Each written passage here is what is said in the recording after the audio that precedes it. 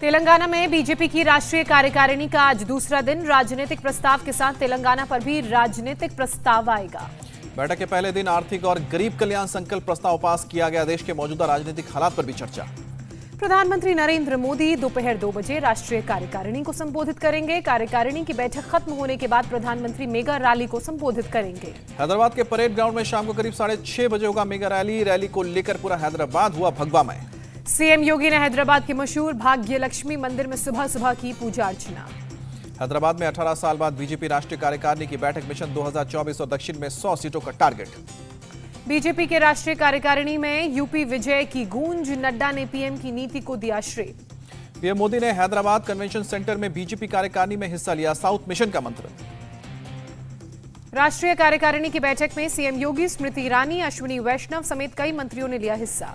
BJP के राष्ट्रीय कार्यकारिणी की बैठक में हर घर तिरंगा और कार्यक्रम के तहत देश को एकजुट करने पर चर्चा की गई। केंद्रीय मंत्री स्मृति ईरानी ने तेलंगाना के सीएम पर लगाया आरोप। पीएम के स्वागत में नहीं आकर केसीआर ने व्यक्ति नहीं बल्कि पीएम के पद का अपमान किया। तेलंगाना बीजेपी प्रेसिडेंट बंदी संजय ने भी केसीआर पर साधा निशाना। कहा कि जब शेर आता है तो सारे लोमड़ी भाग जाते हैं। जी किशन रेड्डी ने तेलंगाना में बीजेपी सरकार बनने का दावा किया। कहा बीजेपी की लोकप्रियता से डर गए हैं सीएम केसीआर।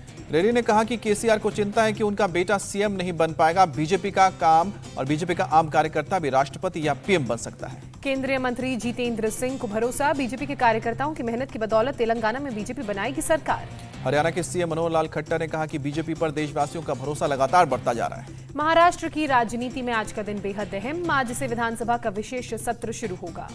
आज स्पीकर पद के लिए होगा चुनाव। कल एकनाथ शिंदे सदन में अपना बहुमत साबित करेंगे। महाराष्ट्र विकास अघाड़ी में विधानसभा स्पीकर को लेकर मचा घमासान थमा। शिवसेना विधायक राजन साल्वी ने सर्वसम्मति से किया नामांकन। राजन साल्वी को उम्मीदवार बनाए जाने पर बोले कांग्रेस नेता बालासाहब थोराट, पहला अधिकार तो हमारा था।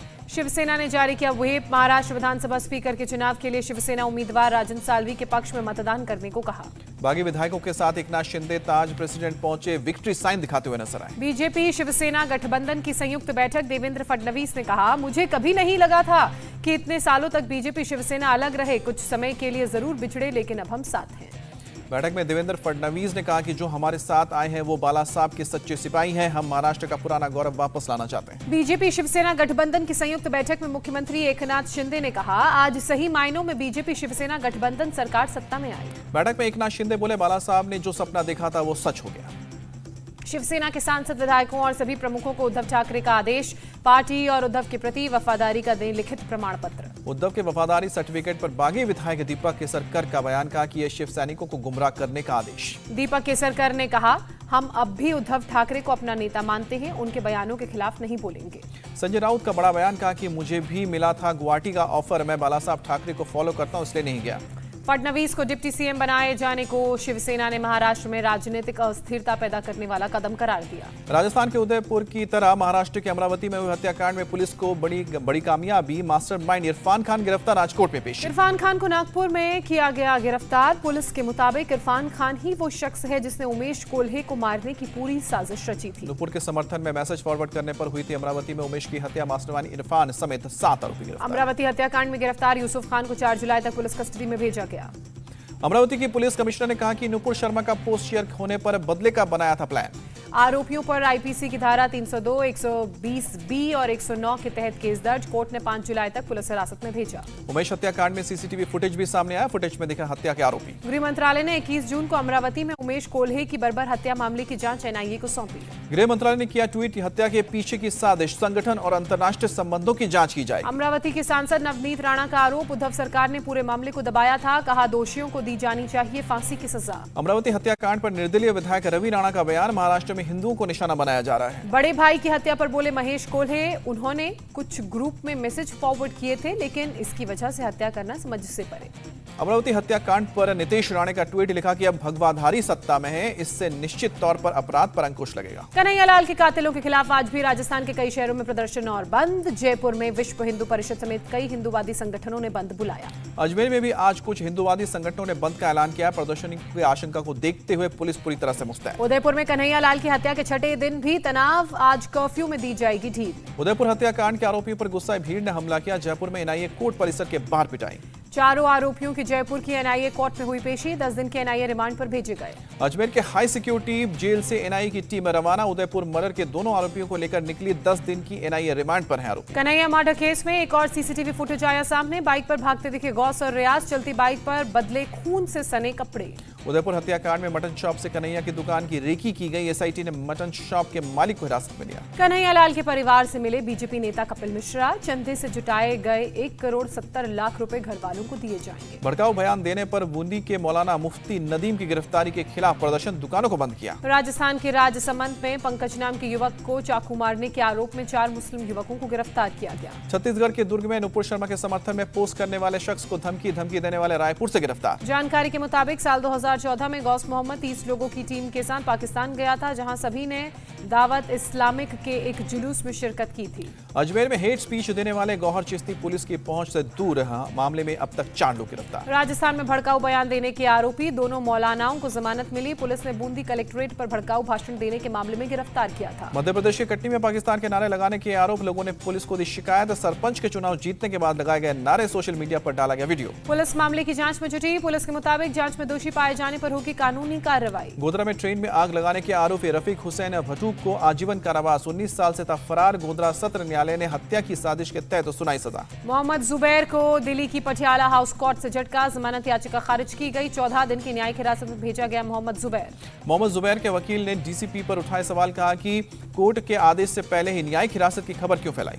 मोहम्मद जुबैर पर धारा 201, 120 और 35 एफसीआर अधिनियम की 3 नई धाराएं लगाई गई। कोलकाता पुलिस ने नुपुर शर्मा के खिलाफ लुकआउट नोटिस जारी किया है। समन के बावजूद नहीं हुई है हाजिर। लखनऊ में मारे गए कमलेश तिवारी की पत्नी को भी मिली धमकी। उर्दू में मिला धमकी भरा लेटर। बेंगलुरु में विपक्षी दलों के राष्ट्रपति पद के उम्मीदवार यशवंत सिन्हा आज कांग्रेस विधायक दल को संबोधित करेंगे और सुबह 11 बजे मीटिंग करेंगे। राष्ट्रपति पद के उम्मीदवार यशवंत सिन्हा पहुंचे हैदराबाद। एआईएमआईएम के विधायकों से की मुलाकात, मांगा समर्थन। राष्ट्रपति चुनाव को लेकर बोले यशवंत सिन्हा, ये सिर्फ राष्ट्रपति चुनाव नहीं, हमें देश के संविधान को बचाना है। यशवंत सिन्हा ने राष्ट्रपति चुनाव को 2 विचारधाराओं की लड़ाई बताया। कहा, बहुत ही विषम परिस्थितियों में हो रहा है चुनाव। तेलंगाना के सीएम केसीआर की अपील। यशवंत सिन्हा को राष्ट्रपति चुने। भारतीय राजनीति में सकारात्मक बदलाव की जरूरत। राष्ट्रपति पद के उम्मीदवार द्रौपदी मुर्मू से मिले एआईएडीएमके के नेता। सभी ने मुर्मू को दी बधाई। आज से 2 दिन के दौरे पर अहमदाबाद जाएंगे दिल्ली के सीएम केजरीवाल। कई चुनावी कार्यक्रमों में हिस्सा लेंगे। मध्य प्रदेश के भोपाल में सीएम शिवराज सिंह चौहान का रोड शो। भारी संख्या में शामिल हुए लोग। शिवराज सिंह निकाय चुनाव को लेकर लोगों से मांग रहे हैं वोट। रोड शो के दौरान लोगों ने बरसाए फूल। चेन्नई में यूथ कांग्रेस का प्रदर्शन। केंद्र सरकार की अग्निपथ स्कीम का कर रहे विरोध। राहुल गांधी ने किया ट्वीट। देश को नफरत की आग में झोंककर हाथ सेकने वाली बीजेपी आरएसएस का इतिहास देश जानता है। राहुल गांधी ने बीजेपी और आरएसएस पर साधा निशाना। कहा, लोगों की आवाज दबाई जा रही है, लेकिन हम डरने वाले नहीं हैं। वायनाड में राहुल गांधी ने कहा कि जब यूपीए सरकार ने मनरेगा लागू किया तब हुआ था विरोध। नौकरशाहों ने बताया था पैसे की बर्बादी। अरविंद केजरीवाल ने मध्य प्रदेश के सिंगरौली में नगर निगम चुनाव के लिए रोड शो किया। केजरीवाल ने कहा कि पूरे देश में बीजेपी और कांग्रेस का ही खेल चल रहा है। इन दोनों पार्टियों की आपस में साठगांठ है। मध्य प्रदेश के मुख्यमंत्री शिवराज सिंह चौहान का बयान। 21,000 एकड़ जमीन को माफियाओं से छुड़ाया, उसे गरीबों में बांटेंगे। केंद्रीय शिक्षा मंत्री धर्मेंद्र प्रधान ने आईआईटी हैदराबाद का किया दौरा। छात्रों को मैंड्रिन और अंग्रेजी और विदेशी भाषा सीखने की बात कही। अमेरिकन इंजीनियरिंग कॉर्प्स कमांडो से मिले इंडियन आर्मी इंजीनियर के चीफ। रिसर्च और डेवलपमेंट को बढ़ावा देने पर हुई दोनों के बीच बात। चीफ जस्टिस एनवी रमन्ना का राजनीतिक दलों पर कटाक्ष। पार्टियां चाहती हैं कि उनके हिसाब से काम करे न्यायपालिका। चीफ जस्टिस ने कहा, लोग अपनी भूमिकाओं और जिम्मेदारियों को नहीं समझ पाए हैं। दिल्ली हाईकोर्ट में जनहित याचिका दायर। केंद्र से घरेलू नर्सों, घरेलू कामगारों के लिए वेलफेयर बोर्ड बनाने की मांग की। शिवसेना सांसद संजय राउत ने ईडी की तारीफ की। कहा, पूछताछ में अधिकारियों ने बहुत बढ़िया व्यवहार किया। मनी लॉन्ड्रिंग के केस में ईडी ने मधुकौन ग्रुप की 96 करोड़ की 105 संपत्ति कुर्क की। गुजरात पुलिस ने तीस्ता सीतलवाड़ और पूर्व आईपीएस सारबी श्री कुमार का उनकी नहीं मांगी रिमांड। कोर्ट ने 14 दिन की न्यायिक हिरासत में भेजा। राष्ट्रीय स्वयंसेवक संघ के सर संघचालक मोहन भागवत 10 जुलाई तक राजस्थान का दौरा करेंगे। दिल्ली में प्रदूषण की समस्या को खत्म करने के लिए अरविंद केजरीवाल सरकार का प्लान। इस साल 35 लाख पौधे लगाए जाएंगे। सिंगल यूज प्लास्टिक बनाने वाली फैक्ट्रियों को प्रोत्साहित राशि देगी दिल्ली सरकार ग्रीन ऑल्टरनेटिव पर फैक्ट्रियों को करना होगा विचार। बिहार सरकार पर सीएजी का बयान। 2020-21 के लिए प्रधानमंत्री ग्राम सड़क योजना का बजट बिना किसी योजना के तैयार किया गया था। त्रिपुरा के शिक्षा मंत्री ने टीईटी क्वालिफाइड कैंडिडेट को दिया भरोसा, दुर्गा पूजा से पहले सभी की होगी नियुक्ति। कांग्रेस नेता अधीर रंजन चौधरी ने मुर्शिदाबाद विश्वविद्यालय का नाम बदलकर राजा कृष्णनाथ विश्वविद्यालय करने पर ममता को लिखी चिट्ठी। कुपोषण से जंग में झारखंड सरकार ने केंद्र से मांगी मदद, कहा कि वेंडिंग फंड जल्द रिलीज करे, आंगनबाड़ी सेंटर की संख्या बढ़ाए। पूंछ के बालाकोट सेक्टर में बीएसएफ ने फ्री मेडिकल कैंप लगाया, सभी उम्र के लोगों ने जांच कराई। दिल्ली के पश्चिम बिहार में बिल्डर की गोली मारकर हत्या, आरोपी को पकड़ने के लिए नौटी में बनाई गई। सोने की तस्करी मामले में कोर्ट की निगरानी में केंद्रीय एजेंसियों से जांच की मांग को लेकर प्रदर्शन। यूडीएफ प्रदर्शनकारियों पर वाटर कैनन का हुआ इस्तेमाल। मुंबई से सटे थाने में सीआईडी अधिकारी बनकर सोना नकदी चोरी करने वाला शख्स गिरफ्तार हुआ। नागालैंड के दीमापुर में सड़क हादसा, 5 लोगों की मौत। असम में बाढ़ से 30 जिलों के करीब 30 लाख लोग प्रभावित, राहत और बचाव का काम जारी। मणिपुर के नोनी जिले में लैंडस्लाइड से मरने वालों की संख्या बढ़कर 29 हुई, 34 लोग अभी भी लापता। नोनी जिले में शहीद हुए आर्मी के 14 जवानों को सैन्य सम्मान के साथ विदाई दी गई, पार्थिव शरीर को उनके घर भेजा गया। इंडियन आर्मी ने रिकॉर्ड समय में बनाया पुल, बालटाल के रास्ते में लैंडस्लाइड होने की वजह से ढह गया था पुल। बलगाम में पहली बारिश के बह गया था पुल, चिनार कोड़ के रात भर पुल बनाने के बाद अमरनाथ यात्रा फिर शुरू हो पाई। उत्तर प्रदेश के मेरठ में ड्रग तस्कर तस्लीम की प्रॉपर्टी जब्त की गई, पुलिस ने करीब 2 करोड़ की संपत्ति पर कार्रवाई की। तस्कर सलीम अपने संगे संबंधियों के जरिए करता था स्मगलिंग, तस्लीम पर 50 से ज्यादा मुकदमे। कर्नाटक हुबली में म्यूनिसिपल कॉर्पोरेशन के अधिकारियों का छापा, भारी मात्रा में सिंगल यूज प्लास्टिक बरामद किया। केरल के कोझिकोड में लोगों का प्रदर्शन, वेस्ट मैनेजमेंट प्लांट को लेकर सड़कों पर उतरे। प्रदर्शनकारियों ने पुलिस बैरिकेड को तोड़ा, पुलिस ने किया लाठीचार्ज, पुलिस ने आंसू गैस के गोले भी दागे। हिमाचल प्रदेश के शिमला में एक कार्यक्रम में पहुंचे गवर्नर राजेंद्र विश्वनाथ अर्लेकर, ग्रामीण क्षेत्रों में मुफ्त कंप्यूटर और अंग्रेजी सीखने वाले छात्रों से बातचीत। छात्रों को गवर्नर ने अधिक किताबें पढ़ने की सलाह दी, कहा इससे समझ आता है कि हम कहां गलती कर रहे हैं। यूपी के शाहजहांपुर में सिलेंडर ब्लास्ट, हादसे में 3 महिलाओं की मौत, 3 लोग घायल। गैस का रेगुलेटर ढीला होने की वजह से हुआ ब्लास्ट, विस्फोट के बाद घर में लगी आग। गांव के प्रधान के घर शादी समारोह में शामिल होने आए थे मेहमान, विस्फोट के बाद मची चीख पुकार। दिल्ली में अवैध शराब की फैक्ट्री पर पुलिस का छापा, भारी मात्रा में शराब बनाने का केमिकल बरामद किया। नौकरी दिलाने के बहाने लोगों से ठगी के आरोप में 2 लोग गिरफ्तार, अब तक 2000 लोगों को बनाया गया शिकार, यूपी के शाहजहांपुर से गिरफ्तारी। अलीगढ़ यूनिवर्सिटी में विदेशी छात्रों में कमी दर्ज की गई, कोरोना को लेकर छात्र नहीं ले रहे हैं यूनिवर्सिटी में एडमिशन। लाहौल स्पीति में भारी बारिश से बड़ी परेशानी, कई इलाकों में बाढ़ के हालात। महाराष्ट्र के नासिक में रिहायशी इलाकों में घुसा तेंदुआ, वन विभाग की टीम ने ट्रैंकुलाइजर कर तेंदुए को पकड़ा। देश में कोरोना के 17,092 नए केस, 24 घंटे में 29 लोगों की मौत। दिल्ली में बीते 24 घंटे में कोरोना के 678 नए मामले सामने आए, एक्टिव केस की संख्या बढ़कर 3,410 हुई। गुजरात में कोरोना के 580 नए केस, केवल अहमदाबाद में 236 नए केस। पश्चिम बंगाल में कोरोना के 1,499 नए मामले सामने आए, बीते 24 घंटे में 483 लोग अस्पताल से डिस्चार्ज भी हुए। महाराष्ट्र में कोरोना के 2,971 नए केस सामने आए, पिछले 24 घंटे में 3,515 मरीज ठीक हुए, 5 की मौत। बिहार की राजधानी पटना में भी कोरोना के मरीजों की बढ़ रही है संख्या, राजधानी में अब तक 708 एक्टिव केस। जिला कार्यक्रम प्रबंधक के मुताबिक मरीजों में देखे जा रहे हैं सामान्य संक्रमण, लोग घरों में हो रहे हैं ठीक। यूक्रेन की सेना ने जारी किया स्नेक आइलैंड पर हमले का वीडियो, रूसी सेना ने फाइटर प्लेन से किया हमला। रूसी सेना ने स्नेक आइलैंड पर फास्फोरस बम से अटैक किया, हमले में आइलैंड को पहुंचा नुकसान। यूक्रेन में रूस के आर्मी वेयरहाउस में ब्लास्ट हुआ, आसमान में उठा धुएं और आग का गुबार, ब्लास्ट का वीडियो किया शेयर। यूक्रेन के सर्विका में रूसी सेना का मिसाइल अटैक, रिहायशी इलाके को निशाना बनाया। रूस ने जारी किया यूक्रेन पर हमले का वीडियो, रूस की सेना टैंक से कर रही यूक्रेन के ठिकानों पर हमला। रूसी सेना ने तोप से भी बरसाए गोले, हमले में टैंक सहित नेवी के बख्तरबंद गाड़ियां और कमांडर शामिल। रूस से लड़ाई को लेकर बोले यूक्रेन के राष्ट्रपति जेलेंस्की, हालात अब हो रहे हैं सामान्य, लेकिन युद्ध अभी भी जारी। रूसी सेना ने मारियापोल में लोगों के रहने के लिए अपार्टमेंट बनाने का काम भी शुरू किया। चीन के ग्वांगडोंग में टाइफून चाबा का कहर, कई घरों को पहुंचा नुकसान, तेज हवा के साथ हो रही है भारी बारिश। टाइफून को देखते हुए ट्रेन और फ्लाइट सस्पेंड की गई है, पोर्ट को किया गया बंद, जहाजों ने डाले डंगर।